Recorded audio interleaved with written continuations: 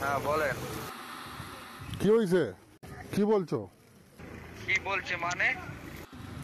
এই বেটা, তুমি কোনো কথা বলতে চাও নাকি চাও না? ওই সকাল থেকে আমি লিখছি এগুলো, তারপরে আপনি তো কোনো উত্তর দিলেন না, এর লেগে আমি এখন উত্তর, আপনি লাইনে আইছেন, এর লেগে এখন আমি উত্তর দিয়ে দিছি। আবারও উল্টা পাল্টা কথা বলে আবারও। তোমার কি কোনো প্রয়োজন আছে? কথা বলার কোনো দরকার আছে নাকি নাই? আচ্ছা ঠিক আছে, হ্যাঁ, সমস্যা নেই, কথা বলবো, ঠিক আছে, কটার সময় এটা বলেন। আর টাইম নেই, তোমাকে আর সময় দেওয়া হবে না। কি কথা বলার আছে বলো। আচ্ছা ঠিক আছে, আমি কথা বলতেছি, আপনি শোনেন, মন দিয়ে শোনেন। বল। কথা বলছি, এটা আনছি আমি আমি আমি 10 তলা উপরে উঠছিলাম। হ্যাঁ, 12টার দিক ঈশা নামাজ পড়ার পরে 12টার দিকে ওইটা, মানে যে কালমা পড়তে গেছিলেন এটা পরে টরে 3 বারের মাথায় আইছিল, 2 বার ভুল হয়েছিল কিন্তু হয় আসে নাই, 3 বারের মাথায় ঘাম বাড়ি দিছিল। পরে আমি এই 3 বারের বেলা আমি নিয়ত করছিলাম যে এইবার যদি আয় তাহলে আইব, না আইলে আমি আর জীবনে করবো না। 3 বারের বেলা আইসে, আইয়া পরে কথাবার্তা কইছি, কথাবার্তা করার পরে বন্ধু হয়েছে, অনেক কথা বলছি, প্রায় 5 মিনিটের মতন কথা বলার পরে পরে আইসে আমার একটা নাম বলছিল, এই নামে ডাকবো, আমি আয়া পড়বো, 3 বার ডাকলে পরে আয়া পড়ে। আমি পরে বলছি যে এটা করলে কি করলে এটা ভালো হইব এটা বলেন। পরে আমি এবার বলছি যে এটা এটা জোর অথবা বেজোর কোনটা পারবো এটা কও।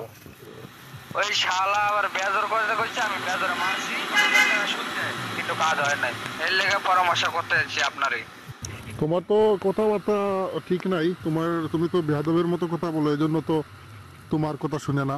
সমস্যা তো হবে, কারণ তুমি যে বেয়াদবের মতো কথা বললে, এই যে শুনলাম তুমি গালি দিলে তাকে, যে শালি শালি কেন কথা বলে না, কেন কাজ করে না, শালি এই কাজ করে ফেললো, এই যে বললে তুমি কথাটা, যে পরীকে যে কথাটা বললে, তো এই কথা শুনে সে কি তোমার প্রতি সে খুশি থাকবে?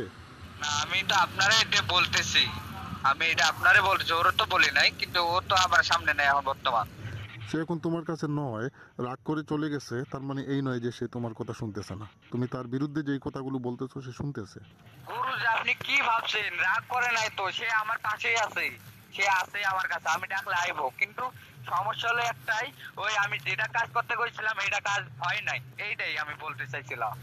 তার বিরুদ্ধে, তাকে সামনে নিয়ে যদি তার বিরুদ্ধে কথা বলো, তাহলে এটা তো আরো খারাপ।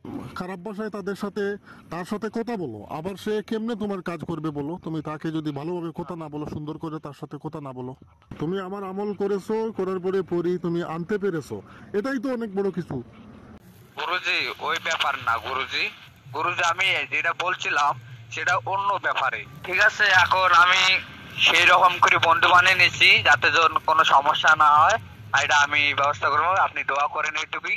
গুরুজি আপনি আপনারে বলছিলাম, আপনি কি বলছিলেন মেসেজে বলছেন, আপনি নিজেকে কি মনে করছেন, আপনি এই কথাটা বলছেন, কিন্তু অতিরিক্ত কথা বলে আমাকে বিরক্ত করতেছে, ব্লক কর মারার সময় আইছে, আপনি এই কথাটা বলছিলেন, ঠিক আছে?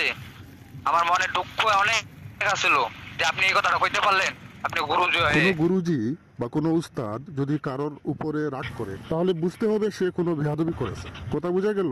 জি তুমি সেদিন কি কথা বলছিলে? আমি তোমার মেসেজের উত্তর দিচ্ছিলাম না বলে তুমি আমাকে কি বলছিলে? আমি একটু ব্যস্ত ছিলাম। আমি বলছি একটু পরে কথা বলবো, তুমি বারবার তারপরেও ফোন দিচ্ছিলে, কথা শুনছিলে না। আমি বলি একটা, তুমি করো আরেকটা। আমি যখন বলবো আমি এখন ব্যস্ত, আমি পরে কথা বলবো, এটা যদি বলি তাহলে থেমে যেতে হবে। গুরুজি আমার ভুল হয়ে গেছে, মাফ করে দেন, এইটুকুই, আর কিছু, আর কোনো ঝামেলা হইব না। বেয়াদবি করার পরেও আমি তোমাকে এমন কিছু করিনি যে তোমার দ্বারা যে আমল করলে যে আমল হবে না, এমন কিছু করিনি। তোমাকে বলে দিয়েছি ওই আমলটা করো, তারপরে পরি আনতে পেরেছো, এটাই তো সফলতা, আর কি চাই? জি এইটাই। আচ্ছা, তুমি আপাতত তোমার এই পরীকে নিয়ে থাকো, তার সাথে এমন কোনো করবা না, খারাপ আচরণ করবা না যেন রাগ করে বা অসন্তুষ্ট হয়। কোনো অসুবিধা হইলে আমাকে জানাইও। ঠিক আছে গুরুজি।